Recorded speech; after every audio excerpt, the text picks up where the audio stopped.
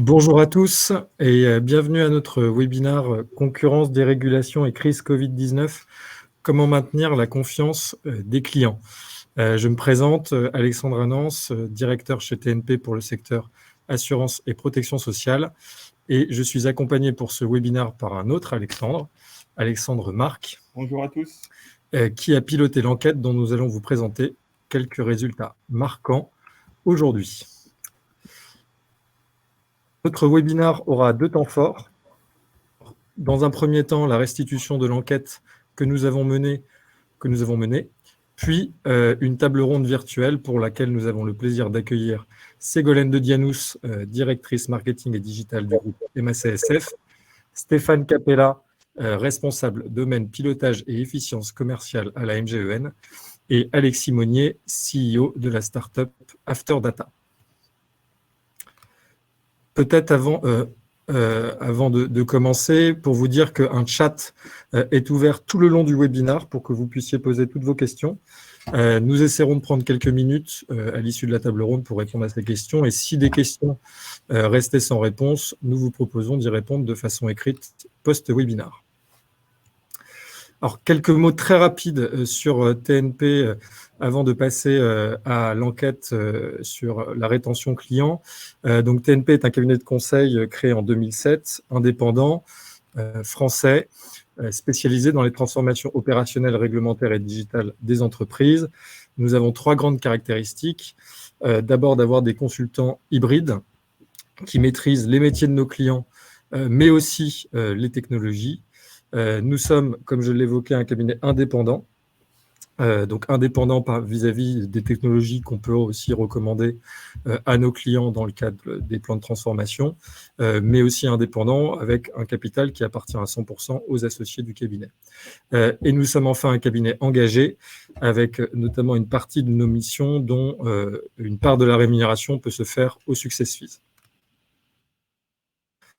Donc, comme je l'évoquais, nous intervenons sur diverses dimensions, la stratégie opérationnelle, les systèmes d'information, la dimension métier, mais aussi capital humain. Et on œuvre particulièrement dans le secteur de l'assurance, qui représente 25% du chiffre d'affaires du cabinet, avec une expertise reconnue autour de l'excellence de la relation client, avec des missions autour de la refonte de parcours, de la gestion de la demande client, la performance commerciale, les parcours relationnels ou plus globalement les stratégies de fidélisation et de rétention qui est notre sujet du jour. Et vous voyez enfin notre empreinte sur le secteur assurance et protection sociale pour lequel nous sommes intervenus pour tous les modèles d'affaires, dont aussi le modèle associatif, par exemple pour l'Alpha ou l'association Inter-AMC. Je vous propose de passer la parole à Alexandre qui va nous parler donc de notre enquête sectorielle. Merci Alexandre. Alors avant de rentrer dans le vif du sujet de l'enquête sectorielle, concernant le contexte. Nous sommes aujourd'hui dans un contexte mouvementé avec la crise du Covid-19, durant laquelle le secteur de l'assurance a pu faire l'objet de nombreuses critiques, notamment sur son manque de coordination. Cela a impacté son image déjà dégradée du fait de l'opacité, manque de lisibilité des garanties, mais également de l'incompréhension du public face au métier de l'assurance, aléas et mutualisation. En parallèle, face à l'évolution du cadre réglementaire avec la résiliation infra-annuelle et l'arrivée de nouveaux entrants et de nouveaux business models, on pense par exemple à Luco, qui a fait une levée de fonds record en fin d'année dernière, ou également à Lemonade, qui a lancé son activité assurance habitation en France en fin d'année.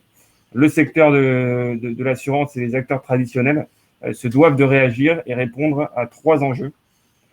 Le premier, s'adapter à l'évolution des usages et comportements. Effectivement, les clients aujourd'hui veulent gérer leur assurance comme ils gèrent leurs autres services de la vie quotidienne, bancaire, énergie ou shopping. Le deuxième enjeu est de réenchanter, intensifier cette relation client avec une évolution du rôle de l'assureur, plus en tant que partenaire de vie, en multipliant les points de contact selon justement les moments de vie et les besoins du client. Et enfin, troisième enjeu, maîtriser la fidélisation et la rétention au travers d'un outillage et d'un pilotage adapté.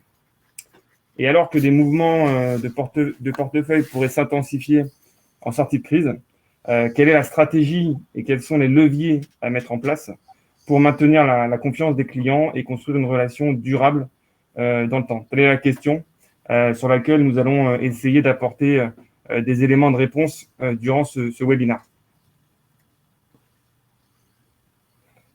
Alors, la fidélisation, c'est avant tout satisfaire les besoins de base du client.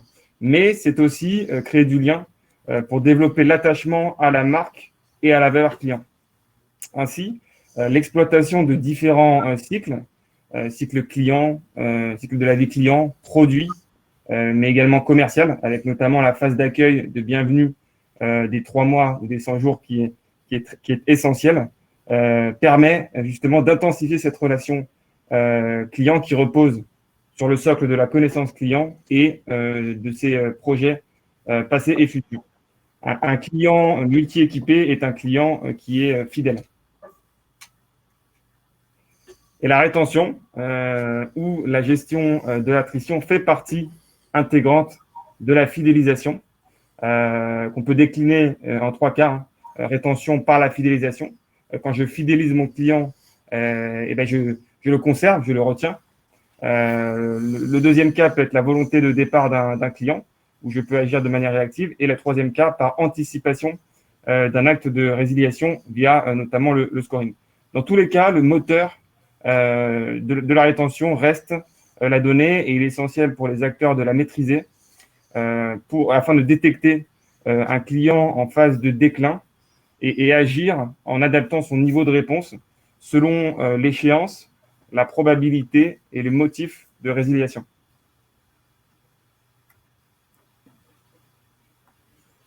Si nous nous penchons maintenant sur l'enquête sectorielle qui portait sur le marché des particuliers et les produits auto, MRH et santé, donc nous avons interrogé l'ensemble du secteur, l'ensemble des acteurs sur différents aspects associés à la rétention. Nous les avons interrogés sur les taux de résiliation et les motifs, sur la satisfaction du secteur et les difficultés rencontrées, sur les dispositifs mis en place, sur l'impact du Covid et la réaction du secteur, et enfin sur l'impact futur jugé ainsi que les investissements qu'il serait amené à réaliser. Le premier enseignement que nous pouvons tirer de cette étude est que le tarif reste de loin le premier motif de résiliation devant les garanties et la couverture qui arrivent en seconde place. D'ailleurs, confirmé durant la crise Covid, avec une attention particulière accordée par les assurés aux mesures financières. Nous avons également observé, concernant les taux, une moyenne de 10% de résiliation en automobile, 10% en MRH habitation et enfin 6% en santé. La santé qui pourrait évoluer, ce taux-là, avec prochainement l'ARIA. En termes de satisfaction globale du secteur, ce qu'on peut constater, c'est qu'on a un tiers des acteurs qui s'estiment satisfaits, seulement un tiers des acteurs qui s'estiment satisfaits par son taux de résiliation, avec des difficultés rencontrées principalement sur la collecte et ou la valorisation des données. 7 acteurs sur 10 ont répondu sur ce sujet-là. Mais néanmoins, on voit que les acteurs sont majoritairement sensibilisés à la rétention, avec une politique de rétention mise en place par 8 acteurs sur 10, s'appuyant principalement sur 2 outils, le pilotage de la qualité de service et le scoring associé au risque de résiliation prochain.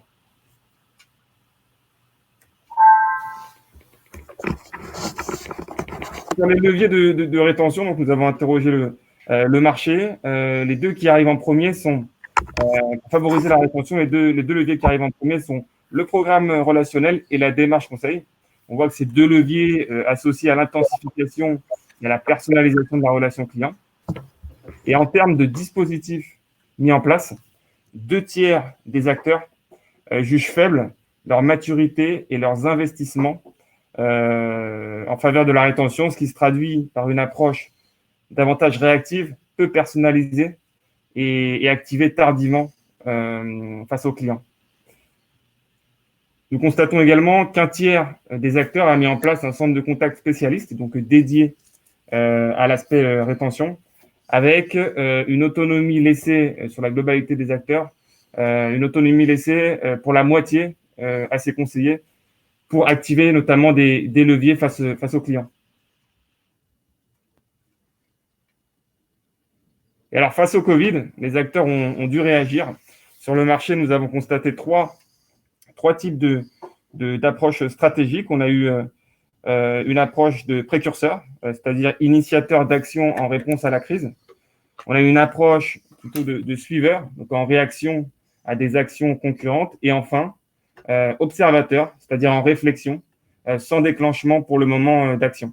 Avec quatre principales actions opérationnelles, des campagnes d'appel sortant, des messages d'accompagnement rassurance, destinés à renforcer la proximité et l'engagement du secteur en temps de crise. Et les deux autres sont le remboursement de cotisations et les messages de prévention.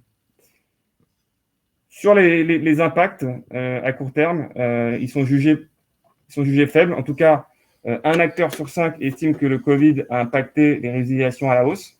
Et ce qu'on peut constater, ce qui est intéressant d'observer, c'est qu'on a une corrélation entre l'impact et le type de réaction.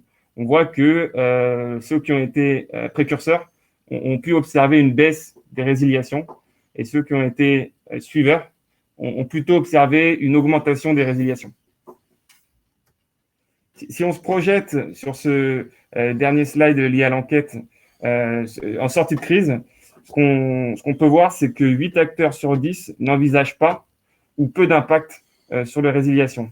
Et enfin, ce qui est intéressant d'observer, c'est que la même proportion d'acteurs indique vouloir accélérer les investissements en faveur de la rétention avec l'analyse des signaux faibles et le programme relationnel en priorité, puis la formation et l'acculturation des conseillers.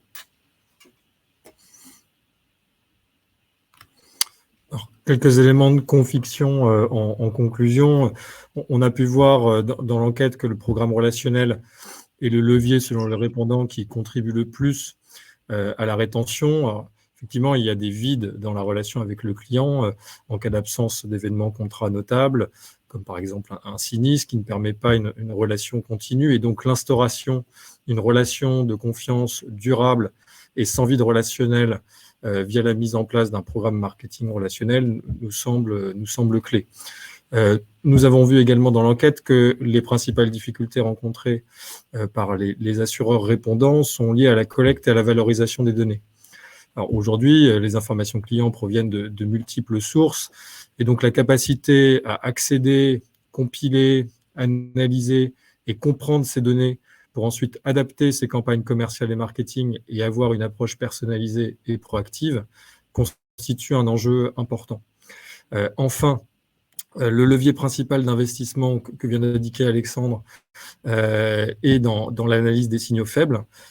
Aujourd'hui, dans une stratégie de lutte anti-attrition, l'un des points majeurs nous semble être la détection de signaux faibles, qui va permettre, en associant des données de parcours de navigation, mais aussi en mesurant les interactions et les points de contact avec le client, de dégager des profils susceptibles de résilier, et ainsi, en fonction du contexte client, de son échéance et de sa probabilité, de pousser cette action anti-attrition vers un dispositif dédié. Je vous propose désormais, donc pour les 30 minutes qui nous restent, de passer donc à notre table ronde virtuelle, en commençant peut-être par vous, donc Ségolène.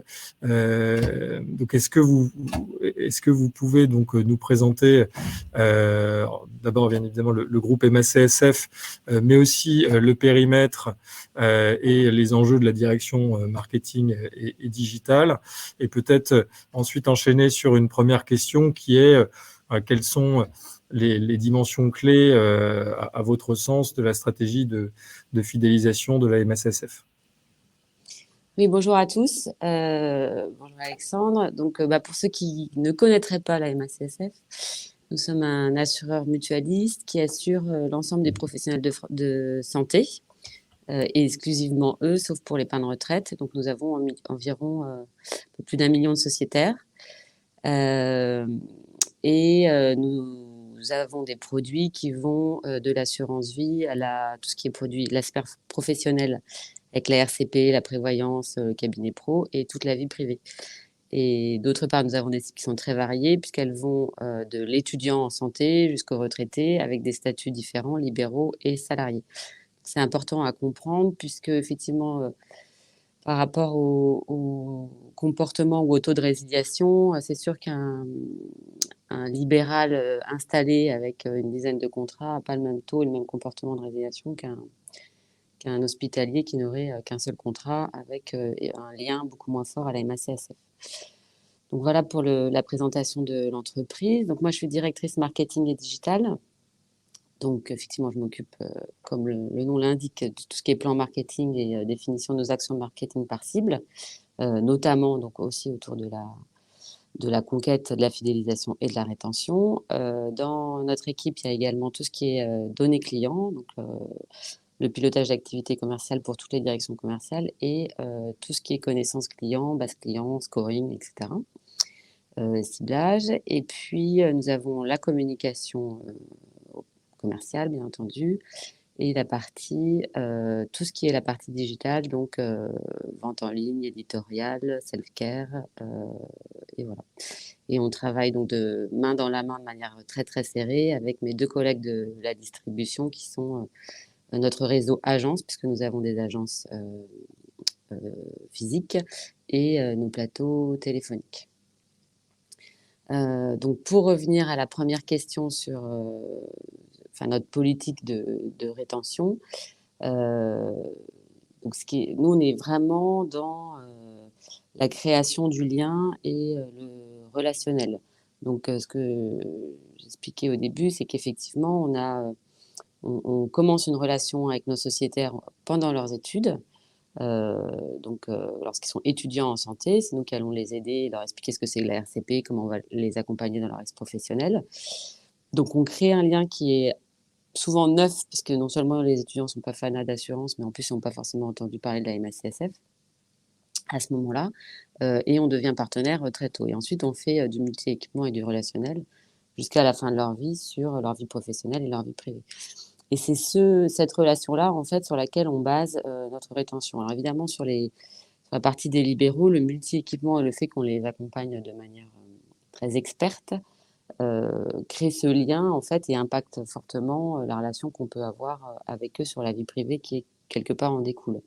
Sur la partie des hospitaliers et des salariés, donc ils n'ont pas besoin de professionnels.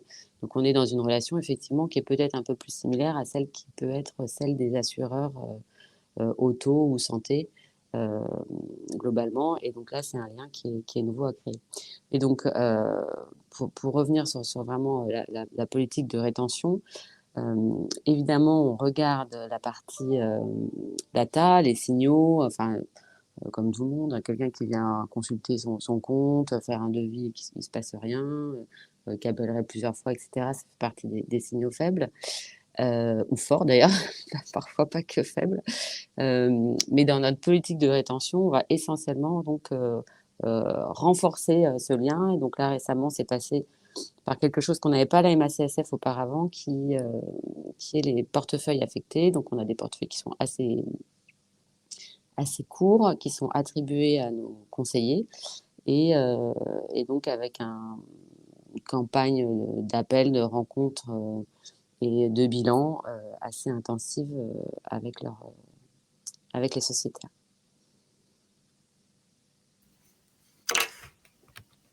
Merci beaucoup, Ségolène, pour cette présentation. Je propose de passer la parole à Stéphane Capella.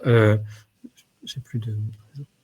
Est-ce que vous pouvez nous présenter, Stéphane, donc la MGEN, et nous présenter peut-être la situation existante en matière d'indicateurs et de dispositifs de rétention client à la MGEN, et aussi comment finalement la MGEN se prépare à la RIA? Alors, la MGEN, en quelques mots, là aussi, pour ceux qui ne la connaissent pas, une mutuelle de personnes Et en quelques chiffres, 4 millions de personnes protégées.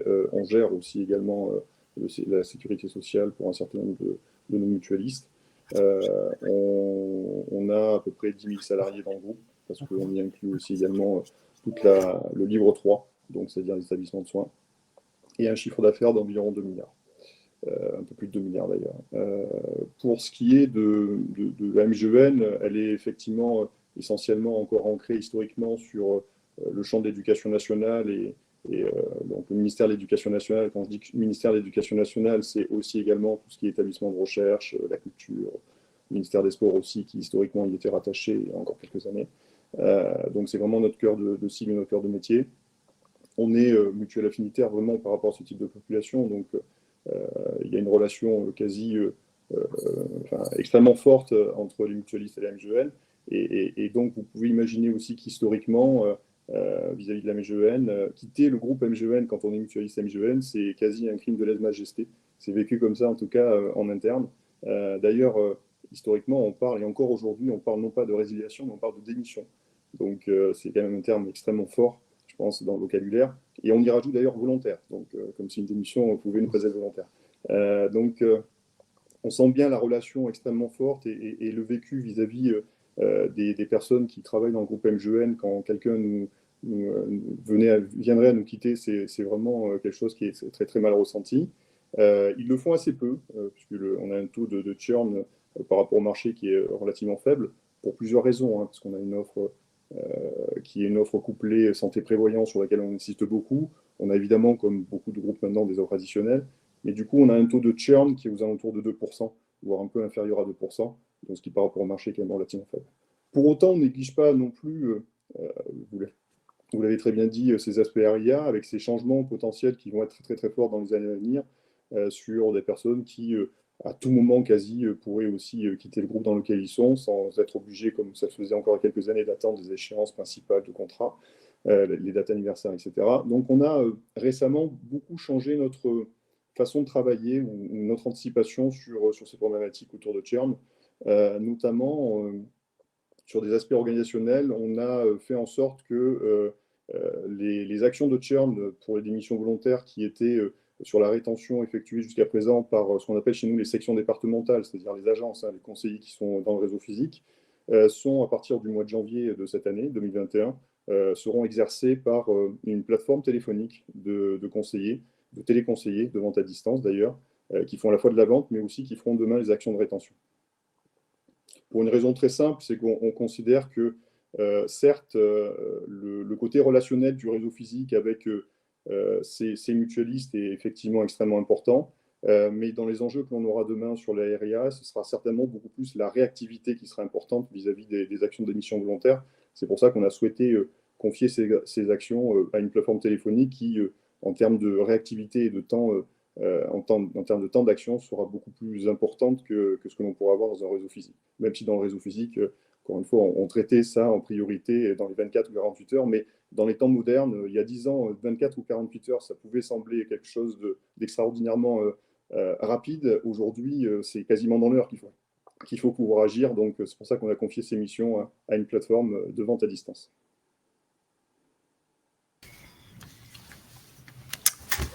Merci beaucoup Stéphane. Alors, n'hésitez pas, d'ailleurs, j'en profite aussi à poser vos questions pendant les interventions de nos intervenants. On essaiera encore une fois de rebondir dessus et d'y répondre. Peut-être laisser donc désormais la parole à Alexis Monnier. Alexis, est-ce que vous pouvez nous présenter, s'il vous plaît, donc déjà la start-up que vous avez fondée, After Data, et peut-être nous donner peut-être le panorama un peu de la vision que vous avez du marché de l'assurance autour justement de la collecte et de la valorisation de la donnée, dont on a vu dans l'enquête que c'était une difficulté. Alors, bonjour à tous. Donc, After Data, c'est une solution de prédiction du comportement client dédiée aux équipes marketing du secteur assurance, banque, mutuelle. Alors, quand on parle de prédiction du comportement client, on va chercher tout au long du parcours client, grâce aux données que tous les assureurs ont aujourd'hui dans leur base, d'arriver à un niveau où on parle de connaissance client augmentée. C'est-à-dire qu'on a des données sur les clients et ces données, on va chercher à les utiliser au mieux pour comprendre, anticiper les besoins, les comportements des assurés. Et principalement, on va parler de 3 prévisions. On va anticiper le sujet qui nous rassemble aujourd'hui, la résiliation, et l'enjeu est d'anticiper très précisément qui sont les adhérents qui ont le plus fort risque de résiliation dans les 3 prochains mois, comprendre quelles sont les motivations pour chaque adhérent de ce risque de résiliation, et derrière, avoir des éléments d'action, parce que si on a une prévision comme ça, c'est bien pour essayer d'agir et de fidéliser, et donc anticiper quel est le meilleur canal qui va être le plus efficace pour contacter cet adhérent et quels vont être les leviers commerciaux qui ont le plus de chances de faire écho au choix de rester assuré chez la mutuelle. Donc ça, c'est le premier comportement client.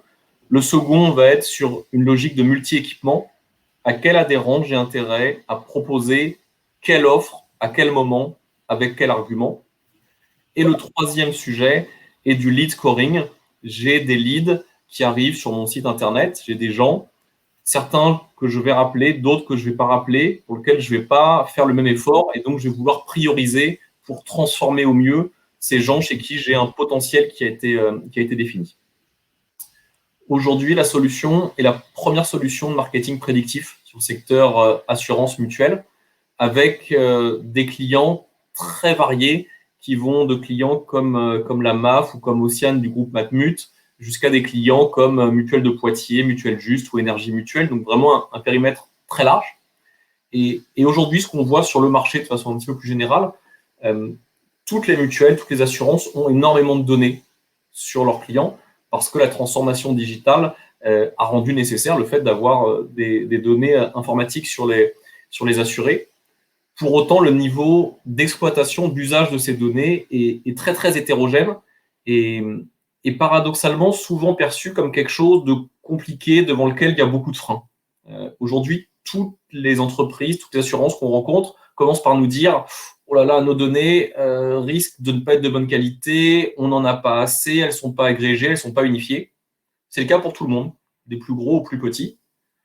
Et pour autant, malgré ces données, on essaye toujours d'améliorer, malgré l'état de ces données, aujourd'hui, on est capable, en quelques mois et sans aucune compétence technique avancée en interne, d'anticiper de façon extrêmement efficace le comportement des adhérents. Et finalement, au-delà d'anticiper un comportement précis, dont on va parler, c'est vraiment, encore une fois, de connaissance, de relations clients augmentées, c'est-à-dire comprendre son adhérent pour mieux le servir.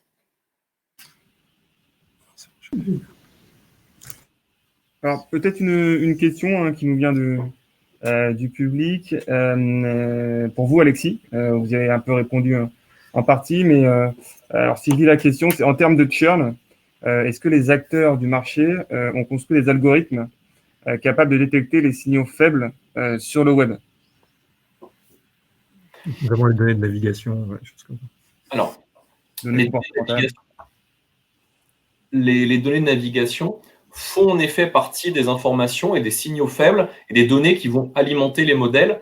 Maintenant, ces données de navigation, à elles seules, ne permettent pas d'avoir une prédiction efficace. Par contre, ces données de navigation, quand on les associe avec des données de gestion, qui donnent l'historique du contrat, de la consommation, des sinistres, des données autour de la relation client, oui, vont être pertinentes et vont permettre d'anticiper la résiliation. Maintenant, aujourd'hui, que vous ayez les données de navigation ou pas, et quel que soit l'intervenant, un grand KPI de prédiction, c'est si j'anticipe de la résiliation avec juste des règles métiers. Je me dis que je vais voir les gens qui vont sur telle page, ou je vais voir les gens qui ont tel comportement, je vais anticiper 10-15% des résiliations, ce qui est déjà bien.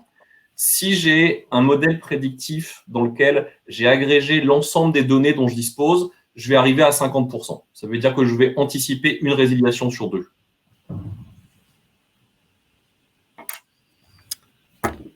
Merci Alexis pour cette réponse. Je vais repasser la parole à Ségolène. Et peut-être pour nous préciser le rôle qu'a pu tenir le groupe durant la crise sanitaire auprès des professionnels de santé et finalement nous dire, voilà, est-ce que ce rôle actif qu'a pu conduire la MACSF est de nature à renforcer le lien avec ses clients? Alors effectivement, nos sociétaires ont été très touchés surtout pendant le premier confinement en ce qui nous concerne, puisque tout ce qui était libéraux, à part quelques médecins, n'ont pas travaillé suivant les consignes des conseils de l'ordre. En revanche, effectivement, on avait toute la partie des hospitaliers qui, eux, étaient sous l'eau de travail, débordés, enfin, en tout cas dans les hôpitaux les plus sollicités. Donc sur la partie des libéraux, on a effectivement été très secoués par la crise de confiance dont parlait Alexandre tout à l'heure, avec une certaine incompréhension de bonne ou de mauvaise foi sur le fait d'activer des garanties perte d'exploitation ou garantie de revenus dans les contrats prévoyance. Donc on a eu cette période un peu difficile relationnelle sur le rôle de l'assureur vis-à-vis des salariés, même les plus fidèles. Et donc, par rapport à cette crise-là, on a énormément, donc nous, on fait partie des gens qui ont été assez proactifs. Je pense qu'on envoyait quasiment une newsletter par jour de décryptage des aides, des contrats, des produits, des aides de l'État, de ce qui était possible de trouver à côté, des caisses de retraite, etc. On a pas mal travaillé avec les syndicats qui sont partenaires, les conseils de l'ordre.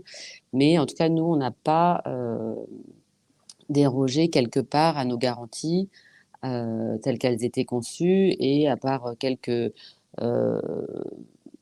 facilités sur la franchise ou on a moins contrôlé les fraudes, notamment on a un travail prévoyance, on ne les a pas contrôlés du tout d'ailleurs.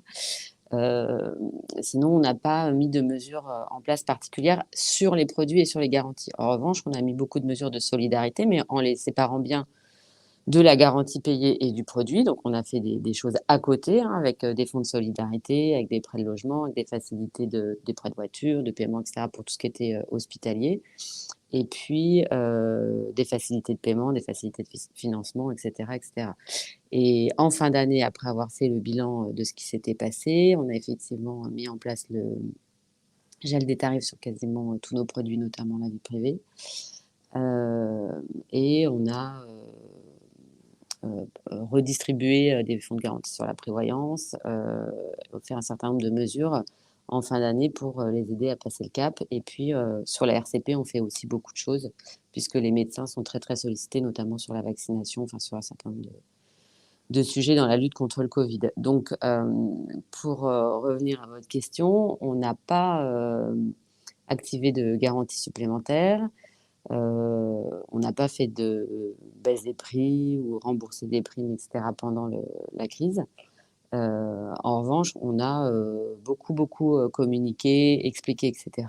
Et on a fait comme un certain nombre d'acteurs, pas mal de campagnes d'appels sortants, enfin même des campagnes d'appels sortants systématiques pour garder le contact, prendre le lien, détecter aussi ceux qui pouvaient être le plus en difficulté et trouver éventuellement des solutions sur mesure, mais qui ne se sont pas fait forcément sur la base du tarif. Après, il faut bien comprendre que nous, on n'est pas, par rapport aux problématiques de churn et de amont, des gens qui seraient tous les ans à la recherche du meilleur prix et pour activer des garanties et repartir. Nous, c'est pas une cible qu'on cherche, en fait. Donc, c'est pas une cible non plus qu'on cherche à retenir, dans le sens où nous, on travaille, et ce que j'explique, et c'est vraiment une philosophie sur laquelle on construit toute notre stratégie. On travaille sur des portefeuilles et du relationnel et de l'expertise, parce qu'on a de l'expertise vraiment unique sur certains sujets qu'on va garder dans le temps et pendant une vie et sur les différents sujets.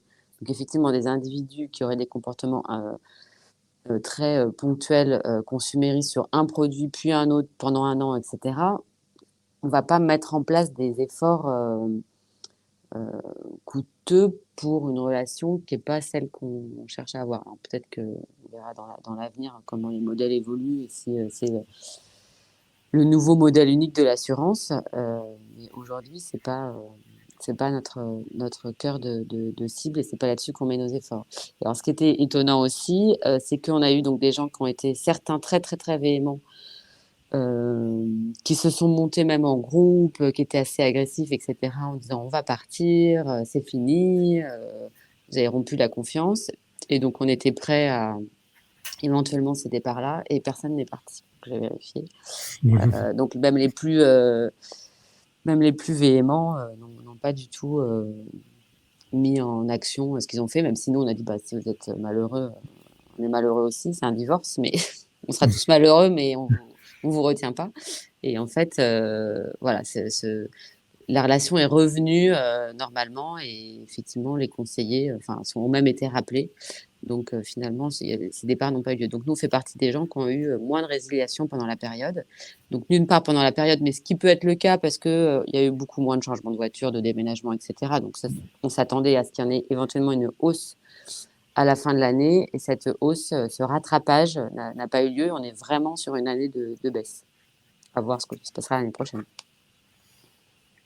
Ok, merci Ségolène. Alors on a deux questions, une pour Ségolène et une pour Stéphane ensuite. Donc on l'a vu côté MACSF, une stratégie portée sur la communication, le relationnel. Et une des questions qui est posée, la masse de communication n'a-t-elle pas perdu vos sociétaires? Alors, c'est pas le retour qu'on a eu. Elle a été extrêmement lue, notre communication. En fait, on s'est trouvé. Il y avait deux crises. Nous, on avait deux crises en même temps. Donc, on est un acteur aussi de l'assurance vie. Donc, on avait une crise financière d'un côté et une crise sanitaire de l'autre côté. Et dans cette crise sanitaire, les gens étaient touchés eux-mêmes en tant que, entre guillemets, victimes de la crise sanitaire et du confinement, et en tant qu'acteurs de la RCP. C'est-à-dire, est-ce que je peux consulter à distance? Est-ce que j'ai le droit de faire tel acte à distance? Est-ce que je suis réquisitionnée? Si on me réquisitionne pour faire des choses que je connais pas, donc une infirmière qui se retrouve envoyée en anesthésie alors qu'elle est en pédiatrie, etc., etc. Donc en fait, encore une fois, alors là, on sort un peu du sujet auto-MH, qui est effectivement pas celui qui nous a, nous, le mobilisé. C'est vrai qu'il y a eu, pour le coup, pas du tout d'activité sur ces sujets pendant la crise. Mais c'est pour montrer que le multi-équipement sur d'autres choses peut jouer sur les sujets vie privée. Mais notre communication, je ne crois pas qu'elle ait perdu nos sociétaires. Elle a été tous les jours, les gens ouvraient toutes nos newsletters et on a eu des pics de connexion comme jamais. C'est-à-dire que les taux de consultation du site ont explosé.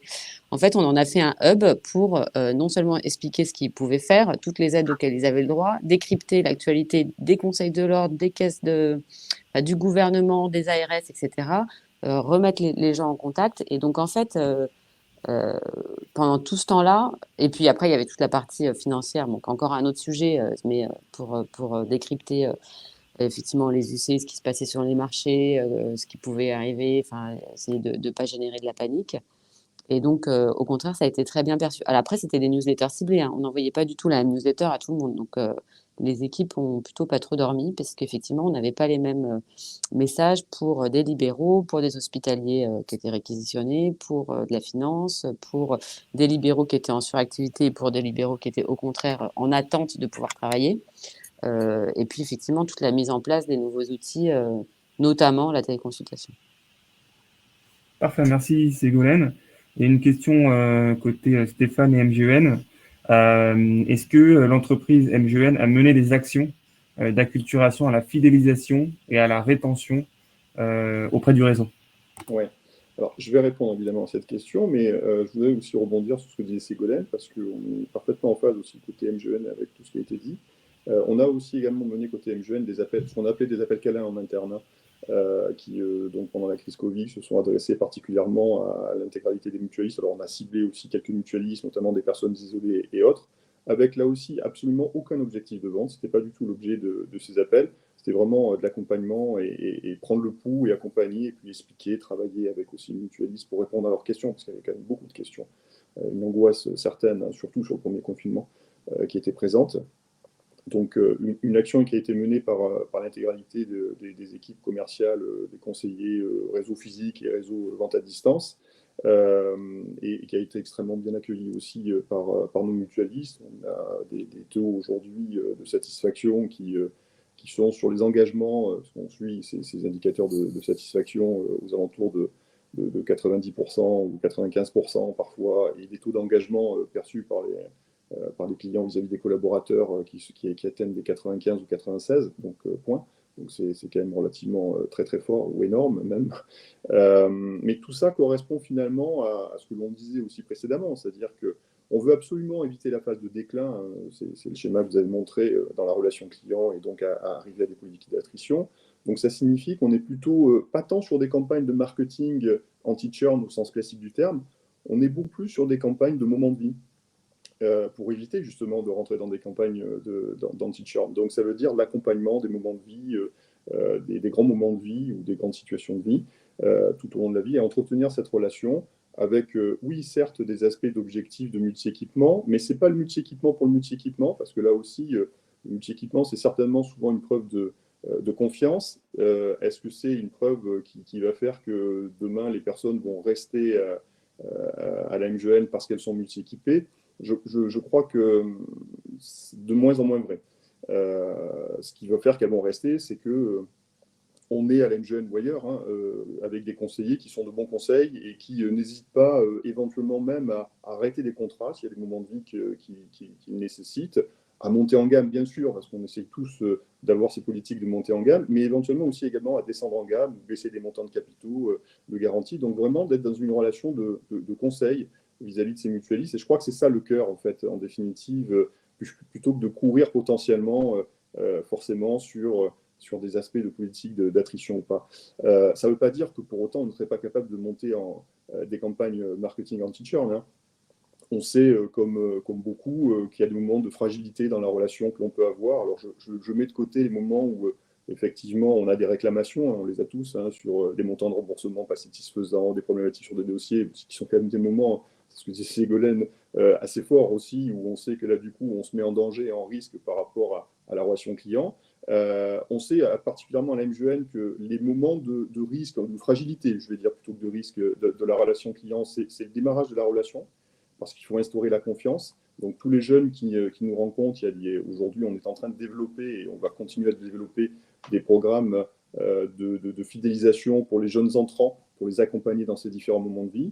Il y a aussi un autre moment de fragilisation plus particulier à la MGN, c'est le passage à la retraite. Parce que comme j'ai pu vous le dire, vous avez aussi au moment du passage à la retraite pour une offre qui est santé et prévoyance. Et dans l'offre prévoyance, on y inclut aussi tout ce qui est autour des indemnités des arrêts de travail, indemnités journalières. Et donc, quand on est à la retraite, évidemment, on n'a plus besoin de ce type de prestations. On sait que c'est important, hein, vous connaissez le contexte aujourd'hui de travail dans l'éducation nationale, que d'avoir ce type de garantie pour les enseignants. Donc, là aussi, c'est un moment de fragilisation, donc il faut absolument qu'on soit capable de pouvoir travailler avec eux sur ce sujet pour les accompagner justement au moment du passage à la retraite sur de nouveaux projets. Et c'est ça qui fait le cœur de la relation plutôt que travailler systématiquement ou s'arc-bouter sur un potentiel déclin de la phase de la relation. Ça ne veut pas dire qu'il n'existe pas, mais on essaye en tout cas qu'il soit le moins présent possible, qu'on soit sur une relation de client de confiance avec le client, le mutualiste, le sociétaire, peu importe la terminologie, jusqu'au bout, jusqu'à la fin de leur vie quasiment, hein, on peut dire ça comme ça. Et en règle générale, les mutualistes qui rentrent chez nous restent vraiment jusqu'à la fin de leur vie à la MGN. Après, maintenant, j'ai vu aussi qu'il y avait une relation, elle a parfaitement raison, Aurélie, hein, sur l'aspect plateforme à distance, qui n'a pas autant d'impact qu'une vraie relation client avec un conseiller qui connaît le client. Je pense que oui, tout à fait.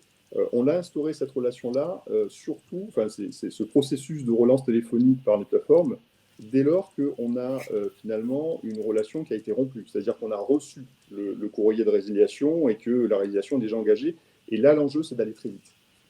Évidemment, l'objectif, y compris, comme je l'ai répété il y a quelques secondes, pour les conseillers dans le réseau physique, c'est d'éviter de rentrer dans ce type de rupture. Mais une fois que la rupture est entamée, à ce moment-là, évidemment, sauf s'ils viennent en face-à-face, où là, c'est aussi de l'action du conseiller face-à-face qui doit travailler ce sujet-là.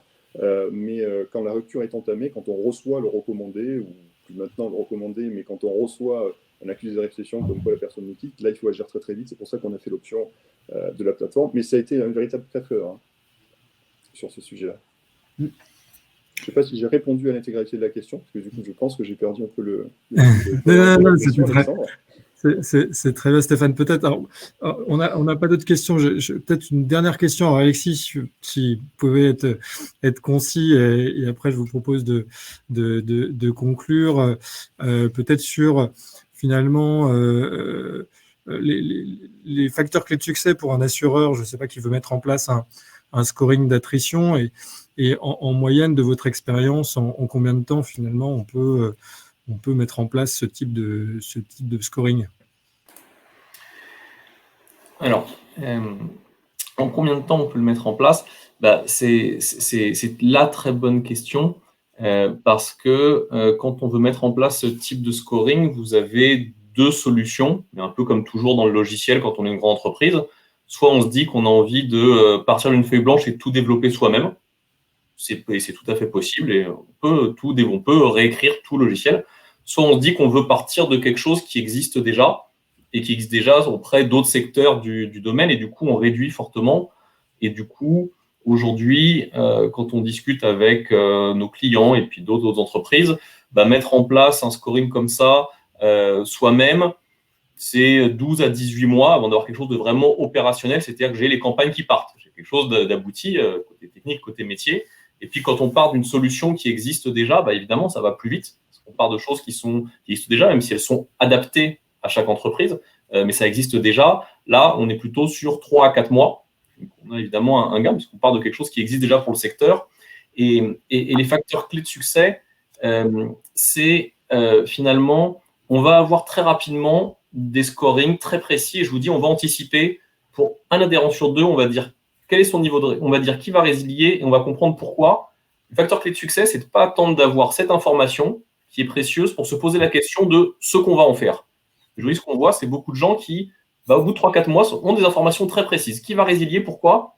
Par contre, qui tout d'un coup se disent, bon, mais alors maintenant, comment on communique? Qu'est-ce qu'on fait? Est-ce qu'on met en place une cellule? Est-ce qu'on place des campagnes? Est-ce que ce sont les agents? Est-ce que c'est une cellule dédiée? Et du coup, c'est ne pas se cantonner sur le scoring, mais réfléchir dès le début à ce qu'on va en faire, parce que le scoring, ça peut arriver très vite si on se donne les moyens. C'est très clair, merci beaucoup. Je vous propose, donc il est, voilà, nous avons fait les 45 minutes, je propose de conclure en quelques mots. Alors déjà, je vous remercie, évidemment, pour votre participation. Donc, ce que je retiens de nos échanges, et on vous en remercie beaucoup, c'est le fait qu'on constate que la place de l'humain est essentielle. On l'a vu d'ailleurs dans la crise, pour rassurer le client, faire de la pédagogie, mais aussi plus globalement, et vous aviez utilisé le mot, Stéphane, faire la démarche conseil.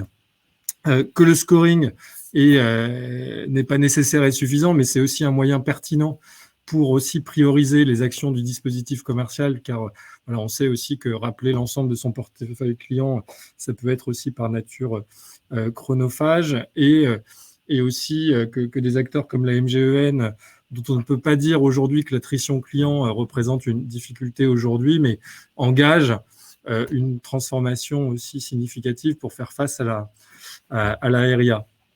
Avant de se quitter, donc je voulais bien entendu vous remercier tous pour votre écoute et votre participation.